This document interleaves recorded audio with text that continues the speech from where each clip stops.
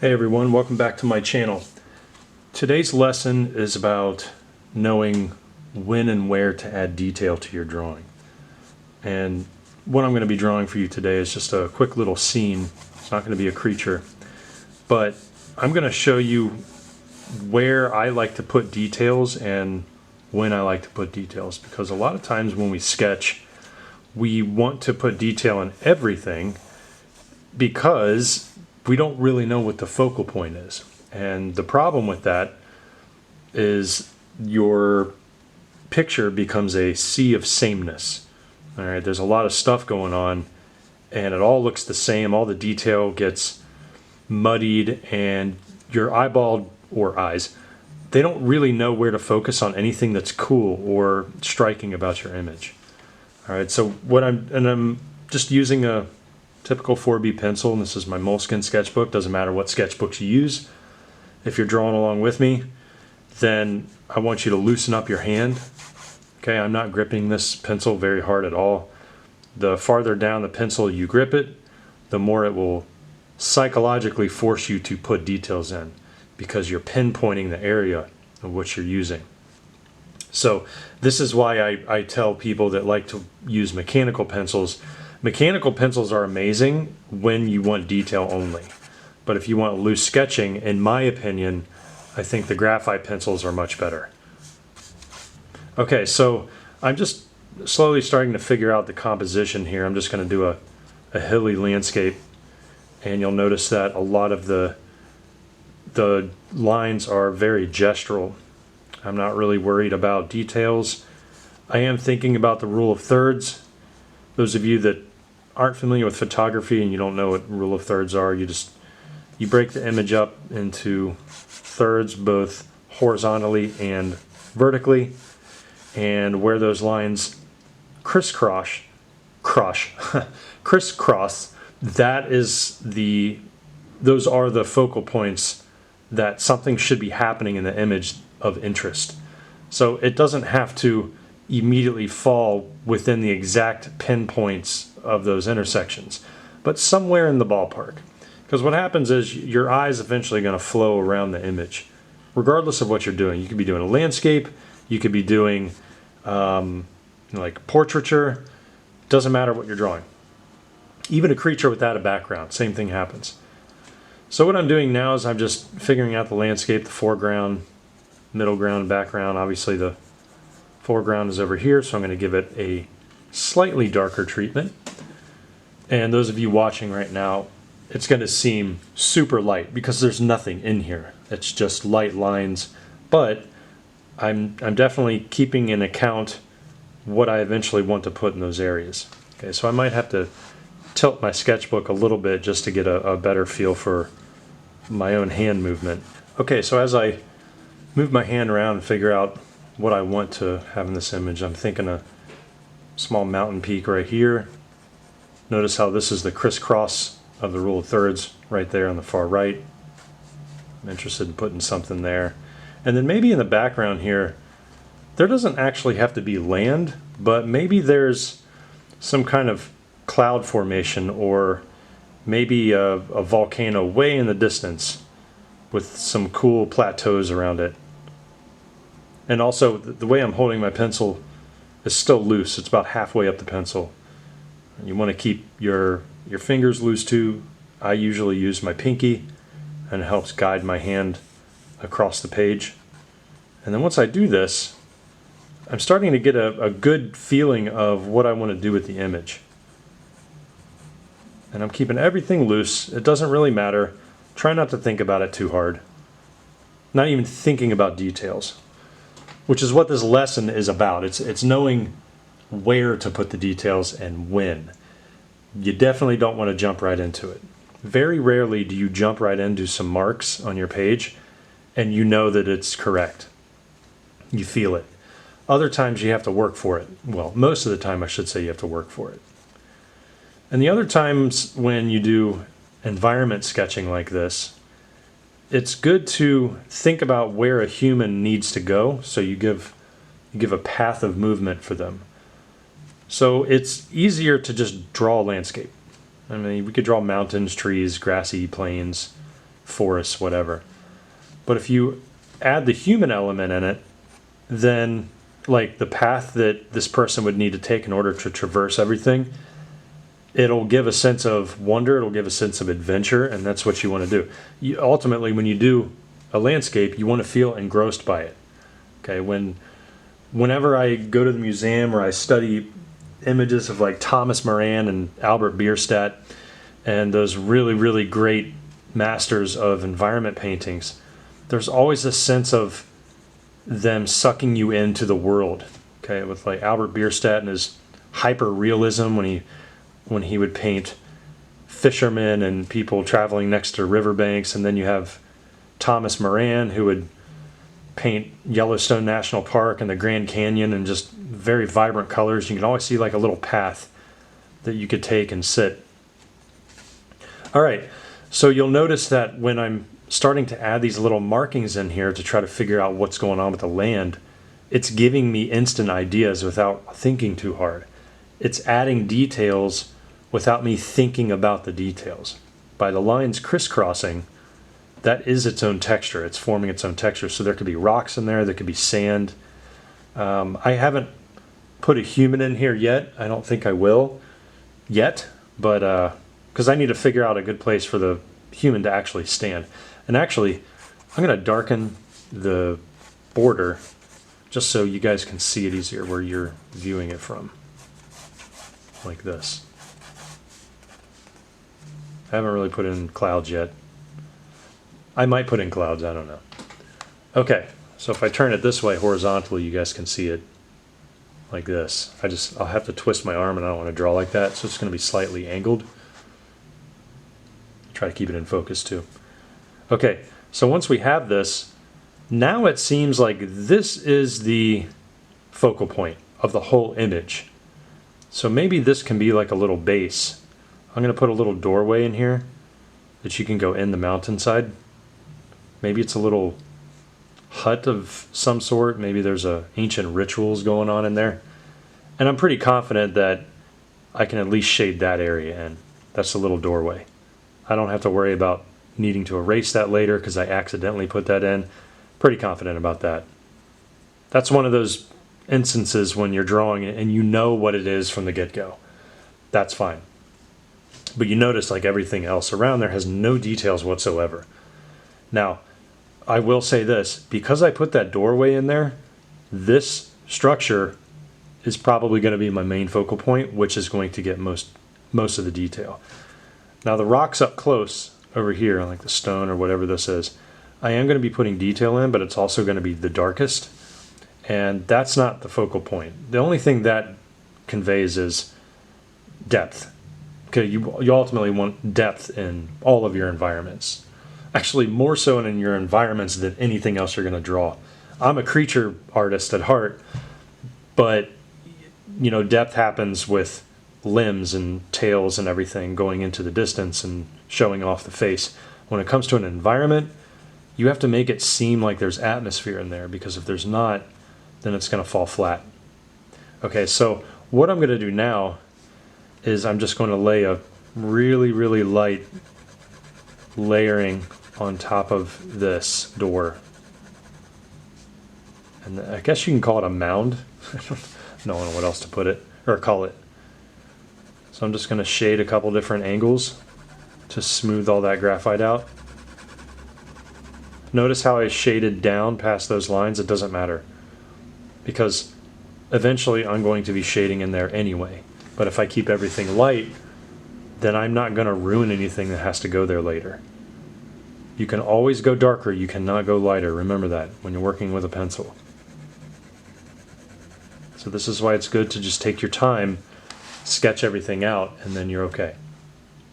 And yeah, there's going to be room for trees, there's going to be room for all kinds of stuff in here, like stray stones, maybe some buildings in the city in the background, but I kind of like the barren landscape. I don't know, it just adds to it. I should probably go another direction with that shading, because I'm picky about it. So if I just have one more direction, kind of fill those gaps in there. There we go. Okay, now I feel better. Okay, so the next thing I want to do is I want to figure out what that path is. All right, so I have this, not trench, but this like little path going across in the middle. So maybe that's where water drains, and then when it's dry, it actually is a path. So I can have the person walking down this way somehow, and then maybe a little path going up to that structure. There we go. So I'm starting to run stories through my head of what this can actually be. Maybe a hermit lives there, maybe somebody that doesn't want to live in society anymore and kind of went on their own. And maybe there's something sinister going on in there. Maybe it's a witch, or maybe there's an unknown creature living in there that everybody knows is in there, but it never comes out. Who knows? Okay, so what I'm doing now is I'm adding small little bits and pieces of land and build up around the door on top of the shading that I did. Because remember, in my past lessons, when you lay that first layer of graphite down and you start placing lines on top of the graphite, the shading takes care of all the space in between the lines. So it's already shaded for you. It's just up to you to know when and how hard to push. Okay, and as I work my way around this image, I notice that now I need to bring in some of the foreground, just a little bit more. Also, look at my pencil. It's sharp. I just sharpened it again. Always keep your pencil sharp. And I know it sounds cliche to say, but dull pencils make dull drawings, and it's very true. Unless you deliberately need something dull, it's good to have a sharp pencil because it's going to help you keep your lines cleaner. And also, it's going to make you feel better about what you're drawing, believe it or not. When you have a dull pencil, it's almost like you're substituting your line work because the pencil isn't working as good as you want it to. So you want to make sure that your pencil is at an optimal state as it can be. I don't know how else to put that. Always sharpen your pencil. Okay, so now I'm feeling a little better about this path. And I want the path to be a focal point, like a first focal point, but then this one is what everybody's going to be looking at. Okay, so if my values, let's say that the shadow is on this side. So notice how I'm building up even a small area of shadow. And I'm keeping my hand not close to the end over here, but halfway and no more. Okay, you don't want to put it any more. So when you're adding details and you need to shade a tiny little area, that has to be finessed also. Don't think that just because it's close, you can just start placing in blatantly, shading, and then it looks okay. No, you got to fade off those little areas too. That's what's going to help depth. And also, you don't change directions in shading with just larger areas. You do it with smaller areas too. So I was holding my pencil to the side like this, and I was going down at an angle, and then I'm fading it off by not pushing as hard. Well, I'm going to turn my sketchbook again, and I'm going to make sure even that small little area looks good. So you can see how it's faded off on the outside here. I'm going to work my way back up, but I'm going to press really lightly because I want to keep it light on that end. And then as I move back up the side of that hut, then I'll get darker. I'll try to mimic or equal the shading that was originally there. That's another reason why details don't look good in a lot of drawings, is because the shading is uneven. You have to make sure that the very first thing that you put down, so here, I'll do it again.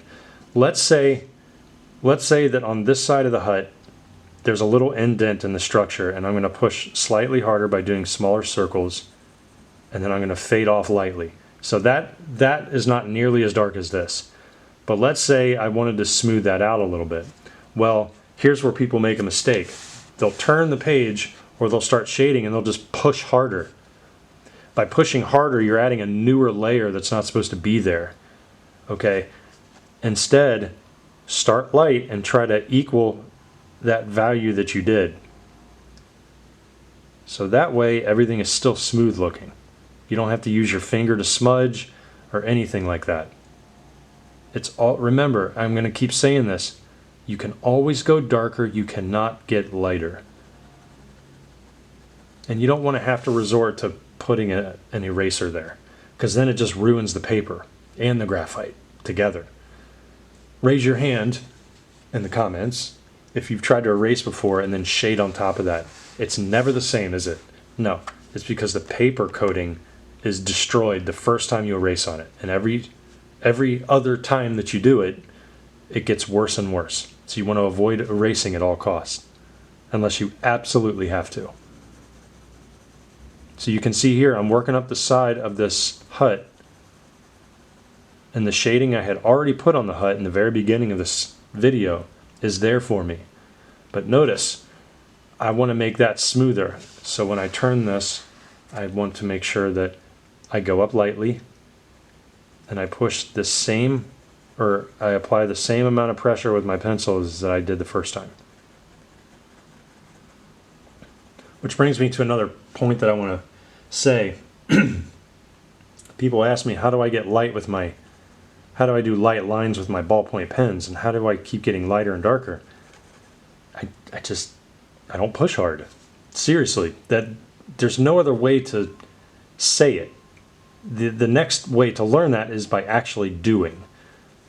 You can only learn so much by hearing it over and over, but you got to actually do it. So what I'm doing now is I'm separating one of the walls, and then that way it looks like there's some depth happening even in the foreground, or not the foreground, but the midground.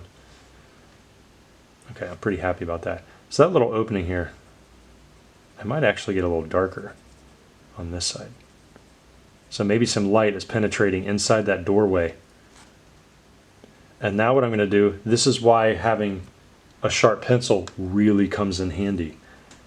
Okay, instead of tilting your pencil to the side and shading, because you know we always get that nice flat spot on our graphite, and we want to keep shading on that spot, tilt the pencil upwards, because when you put the flat part down, that actually created a sharp point. So just tilt your pencil upwards, and now you can use that to an advantage without having to go back and sharpen your pencil again. Of course, you don't want to be so lazy that you can't sharpen your pencil either, but it's like a good self-sharpener. There we go. So now what I can do, you can see that I have all of this area in my environment. I just don't care about that right now. I'm not putting up enough detail or energy in there to even care about it. What I want to do is I want to set the tone for my entire environment. So by putting textures and everything on this hut, it's giving me ideas about what I can do throughout the rest of it. This is why in my lessons about creature design, you should always focus on the head first and getting the eye in, like the eyes and the facial structures and everything. Because all the stuff that you put on a creature's head, the details, the scales, fur, tentacles, whatever, it's going to pretty much dictate what you want to put on the rest of the creature. So the same thing happens in an environment. If you start focusing on that main thing, like that main focal point, it'll give you ideas about what else to focus on so that you can keep the attention on it. So for example, all the details that I'm putting here, it's almost like this thing was built by a beaver or a termite or like something not human. Because humans, when we build structures, we don't really dig like this. I mean, we might, but it's either very primitive, and we mostly see it in like ground-dwelling rodents in different continents. So I'm avoiding getting too dark. The only dark thing is the doorway, because that's the area where the least amount of light is penetrating. And that's the focal point. So no matter what angle you view this in, you can see that you keep wanting to look at that hut. That's what I want. Okay? And then the next thing I want to do is I want to make sure that if there's a path going up to that hut, I'm going to slightly outline it, and I'm going to shade around the outline. Now, why would that be? It's because the ground surrounding that is not the beaten path. Okay, so the ground around it whatever is there, moss, tundra, foliage, sand, whatever, it's still maintaining most of its natural texture, okay? Which means that like small rocks and pebbles and plants and everything that are poking up are not casting a shadow on the beaten path part. So that's going to be a little lighter. But around it, you don't want to outline it too hard because then it's going to look fake. Like it's a sidewalk with cement out here and there's no cement. So what I'm doing is that little outline that I gave it, instead of having a harsh line, I'm going to take my pencil, I'm holding it to the very end like this to help my looseness. And then I'm just going to shade on top of that line and then move it away into the dirt. And what's cool about landscapes is you can invent so many different hills and like direction changes in the ground, and it's okay. You'll never be questioned for it. It's not like anatomy when you're drawing a human and you know it's wrong, you're going to get questioned about it. But when it comes to Earth or a planet or whatever, it's the ground. Like it's forever changing. Okay, so what I'm doing here, you can see that this sand or dirt next to the hut, I'm going to put darker because it's starting to go into a little bit of a trench or a gully. And then it's going to go back up the wall of the hut. So within that area, light isn't really getting to. Okay, hopefully you're finding this lesson valuable. Let me know in the comments what you're drawing today. And if you want to show us what you're drawing and anything else that you'd like a critique on, please check the links in the description and join our Creature Design Workshop Discord.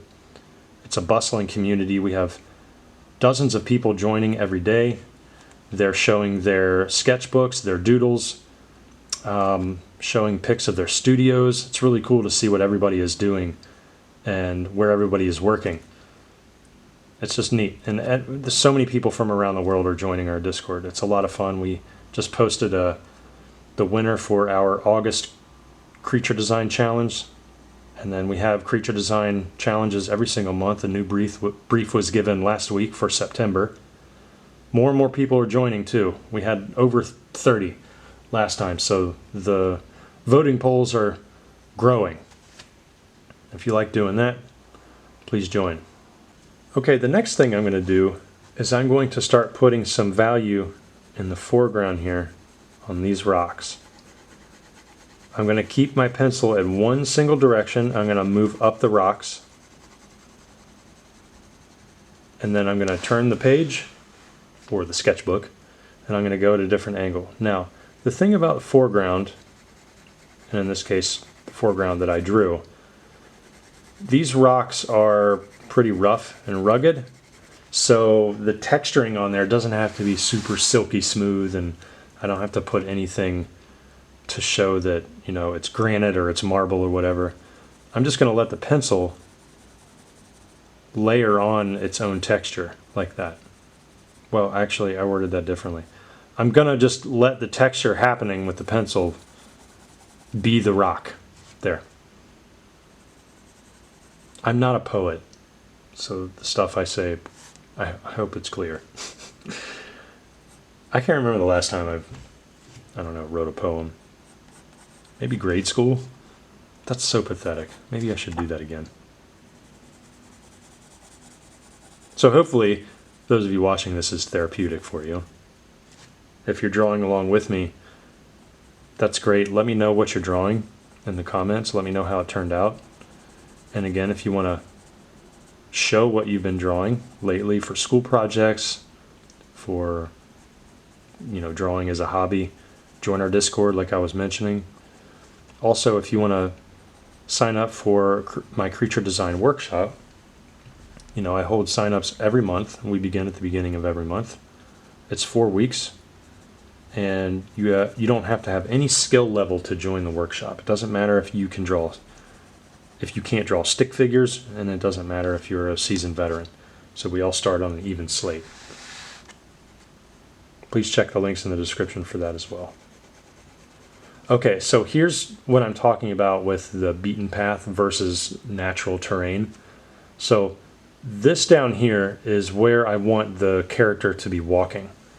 All right, so now that the environment is coming out, it looks like the person is going to have to stop here to chat with somebody, and then the path continues.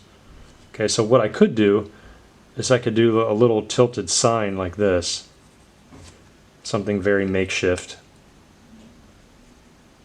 Okay, like a little sign there. I'm not going to put words on there, but you can imagine there being words on there. Okay, and just to show the dirt disturbed right underneath it. So they have to go there, put some little markings. There we go, like that. And then they have to walk up this path, and then maybe they have to get permission to go somewhere else. Okay, so really what would be cool is maybe we can put a dilapidated fence somewhere along the side here. Now I want to show you a little trick. So here's a part where the details come in. Knowing your values are really going to help in this situation. Notice how I have not shaded anything in the background yet. Okay, nothing at all. But here I am putting a fence in. So you might be wondering, well, Bobby, if you put a fence in here, how are you going to put details around every single fence post? Well, let me show you. So when you put the fence in, I know for a fact that because of atmospheric perspective and distance, these posts are going to appear darker than everything in the background anyway. So then when I start darkening up the fence, okay, and then, hypothetically speaking, all of them are done. I'm going to finish them in a minute. I know that the ground behind it is going to be light. So I'm just going to shade directly over top of the fence. And everything works out. That's the beauty of knowing how to layer the values on and put these details in. Now, when it comes to details, I'm not really too concerned about every single post. Like, are there strings attached to them? Is it barbed wire or what is it? There's just like a simple little gate. So let's just put a gate up, and it's crisscross gate. Okay, and then they have to go in and they have to move it. So here's the post. Here's the post over here. Okay, maybe it latches somewhere. So they have to get permission, and then they can't go up here. So maybe there's like strings or some kind of wiring or not barb, but rope, and it's attached to that. See how this is really coming into play now. I'm getting more and more excited about this as I draw it. But I know that this hut was the focal point. So let's finish off that really bad looking fence up here. And I'm just lightly shading in the posts. There's probably going to need to be double layer wiring here. Notice how it's not all pretty and straight. It's not supposed to be. So that fence right there, that's also an important part. And so's that sign. So everything that's happening in the foreground, I want to make sure that the values are staying relatively equal. That's another thing that's going to help with depth in your drawing. I see it a lot where if I start putting a lot of details in the foreground, then I push just as hard for the details in the middle ground and in the background, and everything looks the same. You definitely don't want to do that. So the shadow area in here is the darkest part in the whole picture. The wood that makes up these posts are probably almost as dark, but not quite. And I'm keeping it looking similar, just so it doesn't hurt our eyes. We don't have to focus somewhere else. We know that this is the middle ground. This is the foreground right here. I can probably even get darker with this one because that's in the direct corner to us. Okay, and I don't have to do a ton of detail on those rocks. I just have to show that they're there. Okay, once we get this, I'm starting to look at the level of details that I'm putting on the side over here. And I want to mimic that. Okay, so we have you know, a light source. So let's say the light source is coming down here at an angle. So I drew the arrow up here. So let's say it's coming down at an angle. That's why this part is in shadow. So now I want to make sure that the posts are probably casting a shadow directly in line with the rest of the posts, because the sun, this is the way the sun is angled. So then what I could do is I can just draw a slightly darker line at the base of all the posts, and that's going to add some depth in there too. And now what I can do is I can look at this ground right here where this beaten path is going up to the hut, and I can start shading a little bit more around the path, but I don't want to get any darker than the hut. I want to keep all of this ground over here light. Okay, so here's the fun part. I'm going to shade over everything. All the land in the back. All of it. I'm going to show you why I can. Remember what I was talking about before with making sure that the posts were going to stay the same tone consistently across there, and then the background is, you know, there's atmospheric perspective going on. That's why you can get away with that. So everything I drew over here, nothing is getting ruined. So I'm just going to turn my page, and I'm going to go direction number 2, like I've been teaching in all my creature design lessons. I'm not pushing harder, I'm just filling in the gaps of that shading. I'm going to make it as smooth as I can. Okay, and then I'll go maybe horizontally across there. Looks kind of vertically for you guys. There we go. I don't want to do any more. Now I need to see if the values of my wooden posts are actually standing out. Some of them are not, so I'm going to have to make sure I get darker on some of these. I like to get darker at the base and move upwards if I'm drawing a tree or a cliff or something. There we go. Okay. It also adds atmosphere because it's that whole thick to thin, dark to light mentality when you're drawing. Okay, so if I see all these little posts and the gate and everything, I don't want the whole thing from bottom to top of each post being dark. I want the bottom dark, the top light. Remember, depth. Maybe there's some fog or some mist happening. Maybe this whole landscape is barren because nobody really wants to live here. Okay, it could be chilly, it could be just not nice. It could be wet, who knows. I might put in some plants, I don't know. But notice how I left this path light. Okay, there's no value on there, and I think I'm going to keep it like that. I'm going to put in some indications of like pebbles. Like there's a rock here. I'm going to get darker with these just because they're closest to us. This is also when it's going to add in depth. Over here, I'm probably going to put in some shrubbery or foliage. I don't really care about the petals and what they're doing. They're just big plants. It's not tumbleweed. Just to show that there is some green, some, you know, wildlife there, I guess, or not wildlife, but some life. It'd probably be kind of lonely living here anyway. I do need to tighten up these areas in the back here in the background. So here's where it gets really, here's where you need to be very subtle. So we already established a lot of the details on this hut. I'm going back over the background very, very lightly. I'm just trying to fill in those gaps from those pencil strokes. But notice how the ends of them, it's kind of fluffy. That's okay. You still want atmospheric perspective in here, so I'm not using the very, very sharp tilt, or the tip of my pencil. I'm kind of turning it to the side. So the next thing that I want to do is I want to add some more interest to the background, because right now it's kind of boring, it's kind of bland.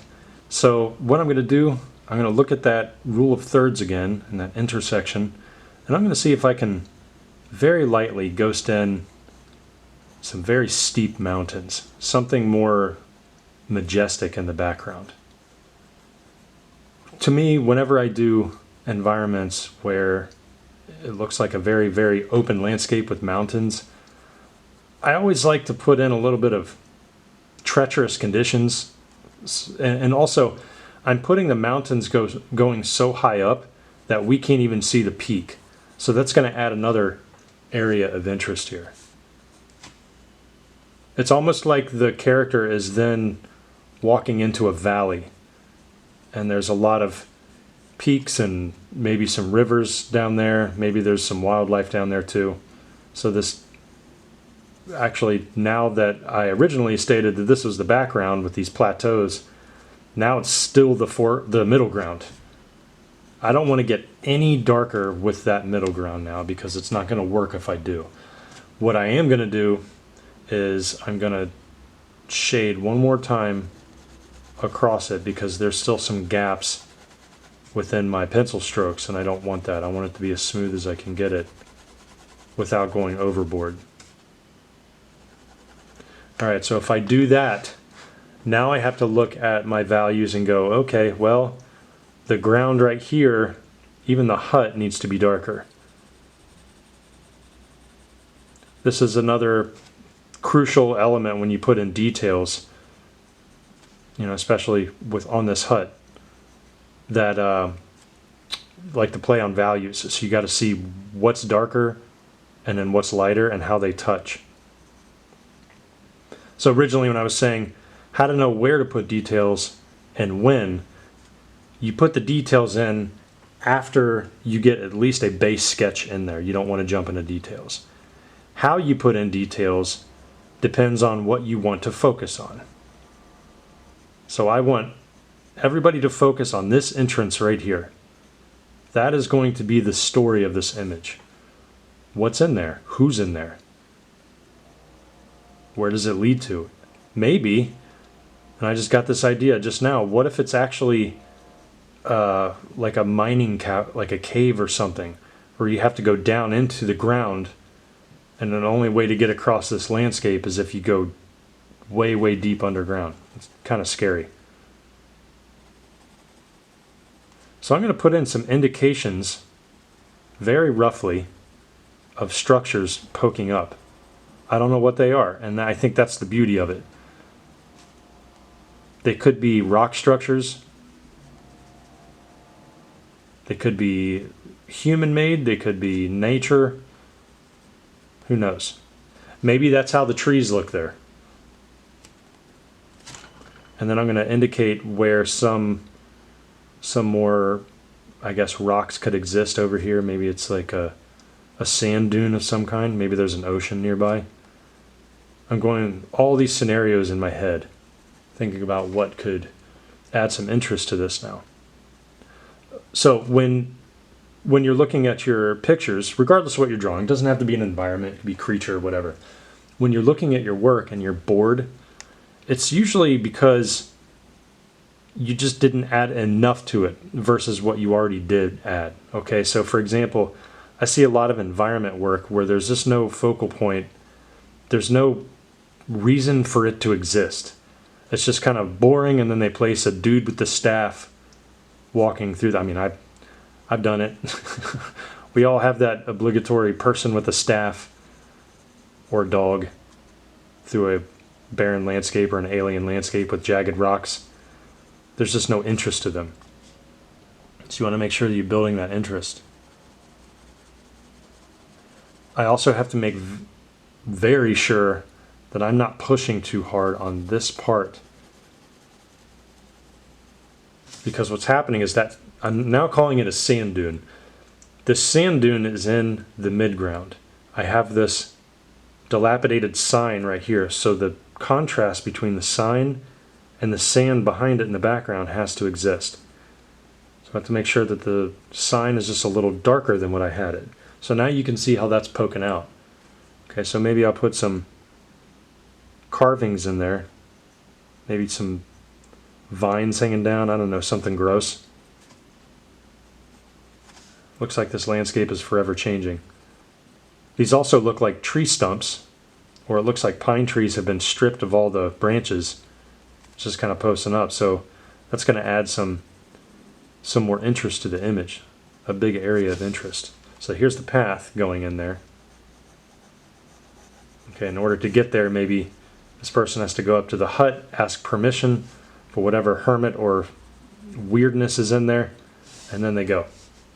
They have to get permission. Okay, so the mountains in the back, they can get a little bit more detail in them, but not much. You don't need much. Just an indication of what's there. This is a thumbnail. This isn't a final of any kind.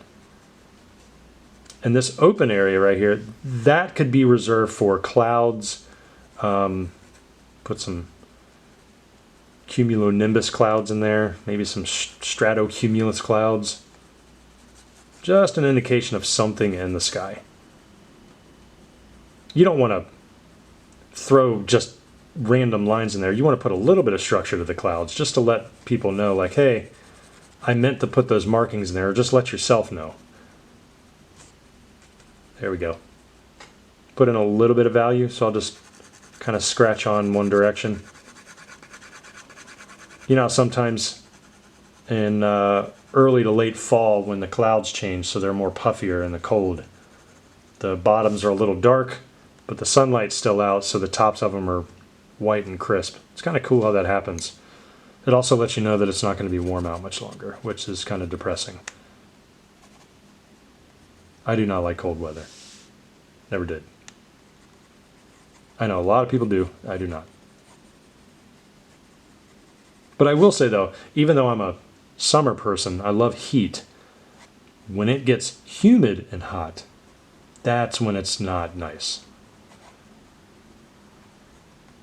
Those of you that live near the equator, or if you live in Vegas or Furnace Lake or somewhere in, you know, the Mojave Desert, you know exactly what I'm talking about. 40 degrees at night, 125 degrees during the day, but there's no real humidity, it's just pure heat. It's kind of like opening your oven door and feeling that air. If you haven't gone out there and experienced it, it's hard to describe.